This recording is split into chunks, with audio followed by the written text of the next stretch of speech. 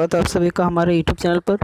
तो गाइस, जैसा कि हमने पिछले वीडियो में देख चुका था कि झारखंड पॉलिटेक्निक क्या होता है, उसका क्या क्राइटेरिया है और किस टाइप के क्वेश्चन उसमें आते हैं। ठीक है, तो आज हम लोग बात करने वाले हैं झारखंड पॉलिटेक्निक के सिलेबस के बारे में। तो बेसिकली यहाँ पर मैं बात करूँगा केमिस्ट्री का सिलेबस क्या क्या, कौन कौन सा चैप्टर आता है, कौन सा टॉपिक आता है। ठीक है, लेकिन अगर आपको फिजिक्स और मैथमेटिक्स का भी आपको सिलेबस चाहिए तो डिस्क्रिप्शन में हम लिंक दे दिए, तो वहाँ से आप लोग जाके फिजिक्स और मैथमेटिक्स का भी सिलेबस आप लोग वहाँ पे देख सकते हैं। ठीक है, तो चलिए हम लोग स्टार्ट करते हैं अपना केमिस्ट्री सिलेबस क्या क्या आता है झारखंड पॉलिटेक्निक में, उस चीज़ को देखते हैं। तो सबसे पहले यहाँ देखिए टॉपिक और चैप्टर, यहाँ पे मैंने यहाँ लिख दिया है कि टॉपिक या फिर चैप्टर कौन कौन से आते हैं। ठीक है, तो चलिए उस चीज़ को देखते हैं। तो यहाँ पे फर्स्ट चैप्टर जो हमारा होता है वो एलिमेंट्स, ठीक है, जिसको हिंदी में तत्व कहते हैं। कहने का तो यहाँ पर एलिमेंट्स है, लेकिन यहाँ पर लगभग जितना भी बेसिक जो भी केमिस्ट्री आता है, ठीक है, बेसिक केमिस्ट्री, तो वही चीज़ यहाँ पे पूछा जाता है। ठीक है, अगला चैप्टर हमारे पास यहाँ पे मिक्सचर एंड कंपाउंड्स में, तो ये भी बेसिकली जो फर्स्ट चैप्टर हमारा होता है जनरल केमिस्ट्री जो जिसको हम लोग बोल सकते हैं, तो उसी में आता है। तो सेकंड टॉपिक हमारा क्या था, मिक्सचर एंड कंपाउंड, जिसको हिंदी में मिश्रण और यौगिक भी कहा जाता है। जब चैप्टर आप पढ़ेंगे तो उसमें आप लोग और बहुत सारे लोग जो पढ़ चुके होंगे वो लोग समझ ही रहे होंगे। ठीक है, अगला चैप्टर जो हमारा आता है molecular and equivalent masses, topic ही एक तरह से हम लोग कह सकते हैं। ठीक है, जनरल जो हमारा बेसिक केमिस्ट्री उसी का, तो मॉलिक्यूलर एंड इक्विवेलेंट मासेस, आणविक और समतुल्य द्रव्यमान के बारे में यहाँ पे लगभग क्वेश्चन आता है। अगला टॉपिक यहाँ पे हमारा ग्रुप एलिमेंट्स का, तत्वों का समूह, जितने भी तत्व हमारे 118 जो हम पीरियोडिक टेबल में या फिर उससे ज़्यादा जो भी वहाँ पे एलिमेंट्स है उसके बारे में वहाँ पे क्वेश्चन पूछा जाता है। उसके प्रॉपर्टीज़ बेसिकली पूछ सकते हैं, ठीक है ना, उसके रिएक्शन क्या होते हैं। ठीक है, तो उस चीज़ के बारे में जब आप चैप्टर को पढ़िएगा उसको तो डिटेल में वहाँ पे बताया जाएगा।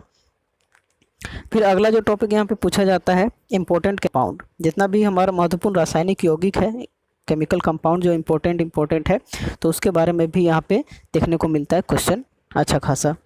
तो अगला जो टॉपिक यहाँ पे हमारा इलेक्ट्रोकेमिस्ट्री, ठीक है, बेसिकली इलेक्ट्रोकेमिस्ट्री ये हमारा 12th क्लास का आ जाता है चैप्टर। ठीक है, लेकिन जो लोग अभी 9th-10th में, उसके लिए ज़्यादा इसको टेंशन लेने की ज़रूरत नहीं, इसको आप लोग नेगलेक्ट भी कर सकते हैं। ठीक है, जो 11-12 में वो तो इसको पढ़ चुके हैं, विद्युत रसायन चैप्टर को, इलेक्ट्रोकेमिस्ट्री को। ठीक है, तो इससे भी क्वेश्चन देखने को मिलता है।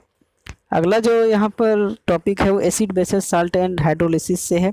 एसिड क्या है, बेस क्या है, हाइड्रोलिसिस जो हमारा अम्ल क्षारक लवण वगैरह से बेसिकली यहाँ से बेसिक क्वेश्चंस ही आते हैं लगभग 9th-10th में, जो भी आप लोग 10th क्लास में जो आप लोग पढ़े हैं तो उसी से लगभग आते हैं। ठीक है, मतलब बेसिक लेवल से यहाँ से क्वेश्चन आते हैं। ठीक है, अगला जो टॉपिक यहाँ पे हमारा कैटालिसिस, जिसको उत्प्रेरण कहते हैं, जो रिएक्शन के रेट को घटाता बढ़ाने का काम करता है। ठीक है, उसको जब आप लोग पढ़ते हैं जिसको उत्प्रेरक कहते हैं, उत्प्रेरक, कैटलिस्ट। ठीक है, तो ये टॉपिक से भी लगभग क्वेश्चन देखने को मिलता है, इससे भी क्वेश्चन आता है। अगला जो टॉपिक यहाँ पे हमारा डिफरेंट केमिकल रिएक्शन जितना भी एलिमेंट्स का है तो उससे भी यहाँ पे देखने को मिलता है क्वेश्चन, विभिन्न रासायनिक अभिक्रिया जो भी है हिंदी लोग के लिए।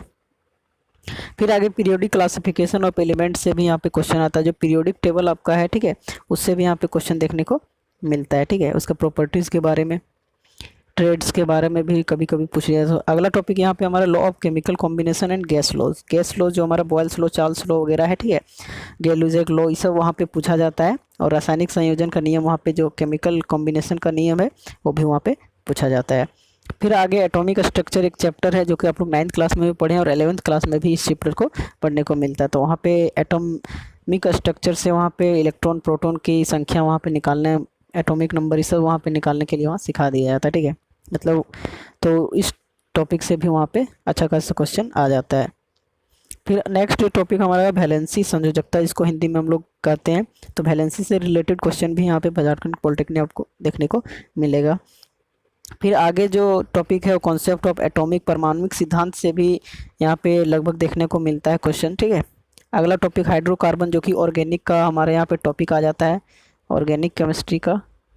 ठीक है, ऑर्गेनिक केमिस्ट्री का टॉपिक यहाँ पे आता है हाइड्रोकार्बन, तो इससे भी क्वेश्चन आपको देखने को मिल जाता है। मतलब बेसिकली इसमें जनरल फार्मूलाज भी कभी कभी पूछ दिए जाते हैं, एल्केन, एल्काइन और एल्किन का। ठीक है, तो इस चीज़ से भी आपको यहाँ पे क्वेश्चन देखने को मिल जाता है। अगला टॉपिक यहाँ पे पॉलीमर से बहुलक, जो कि 12th क्लास में भी पढ़ा जाता है। ठीक है, और थोड़ा बहुत हाई छोटे क्लासेस में भी थोड़ा बहुत इसमें नॉलेज मिल जाता है, तो इससे भी लगभग क्वेश्चन इससे भी आ जाता है पॉलिटेक्निक के एग्ज़ाम में। फिर आगे जो होता है डिटर्जेंट्स, ड्रग्स एंड एक्सप्लोसिव, जो विस्फोटक दवाई और अपमार्जक, जिसको आप लोग 10th क्लास में भी पढ़ते हैं, ठीक है। साबुन और अपमार्जक वगैरह में देखे होंगे आप लोग, डिफरेंस पढ़े होंगे अगर जो एग्ज़ाम दिए होंगे, ठीक है।